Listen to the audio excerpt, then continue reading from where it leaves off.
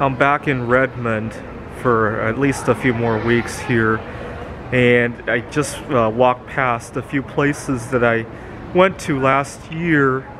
There's a movie theater over there. I went to see Toy Story 4 last year at that iPic over there, and obviously they're closed right now as I'm recording this, but it brought back some memories of last year when I was in the process of saying goodbye to my single life as I knew it. I was planning to propose to my girlfriend on December 21st, 2020, because Jupiter and Saturn would be in conjunction, and I was frantically saying goodbye to my single life. Actually, I think I recorded quite a number of videos as I was doing that. I took a trip to Taiwan, and in the video I walked around Taiwan saying goodbye to all the favorite places in Taiwan. I remember last year I went to visit an escalator that brought me some very good luck years earlier. Go watch my video from back then. And I went along my favorite hiking trail in Taiwan saying goodbye to it, and it was sad. I mean, I really thought I was getting a divorce before getting married to this girl. It's kind of funny because at the time I had a coworker that was close to I had watched him in the process of getting married before I was doing that, and he said I was going on some kind of a honeymoon. I disagree. I was saying goodbye, long story short, it was a very sad feeling. I really like my time alone. To give you an idea, when I travel to Taiwan, I used to naively think I could save some money by staying with my grandparents over in Taiwan. Doesn't work very well.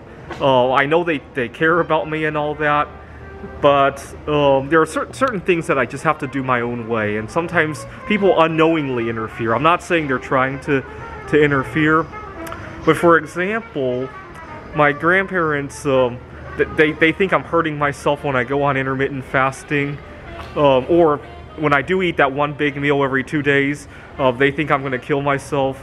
And I know they say it to care, but at the end of the day, we're on different wavelengths, right? My grandmother has type 2 diabetes. I don't think she could safely fast 24 hours, right? I would hope she'd get to a point where she could safely do it, but obviously that's not going to happen overnight. So she thinks that I can't safely do it either. And I know she's trying to care.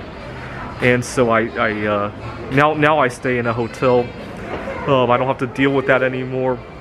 But it made me worry once I get married if that's going to be a daily occurrence, that we have differences.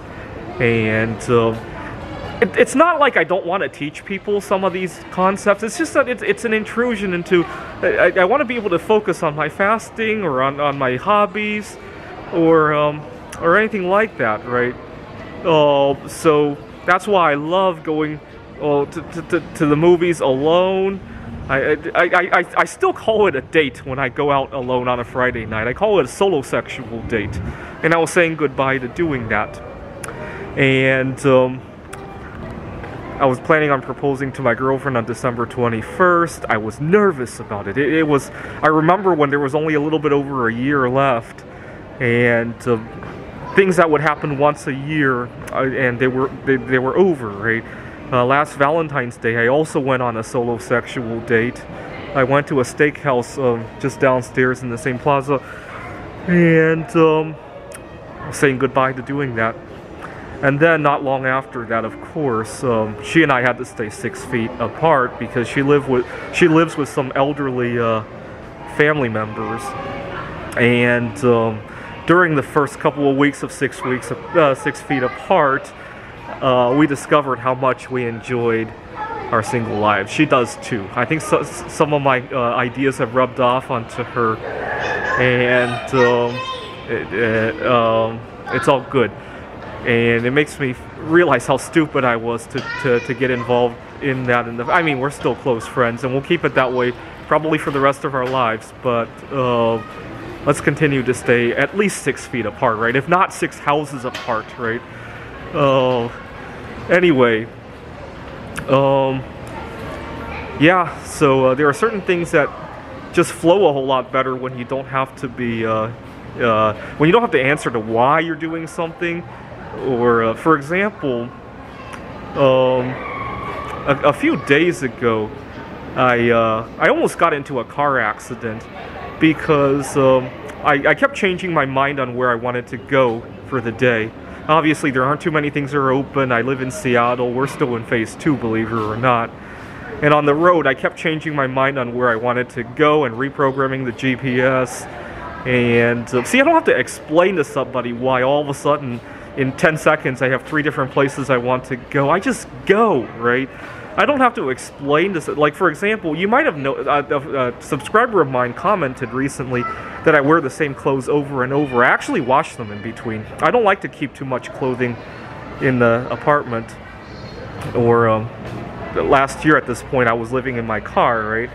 I don't like to keep too many articles of clothing, but I don't have to explain to somebody, right? When I wake up in the morning, I used to live with, well, I still live with roommates now, but I used to live with a very nosy roommate who commented that I wore the same thing over and over. He didn't see me washing it, and he just assumed that the stuff would stink, right? So he was commenting on how badly I stink, and you know, I don't have to deal with that when I live alone, right? I don't complain about myself, right?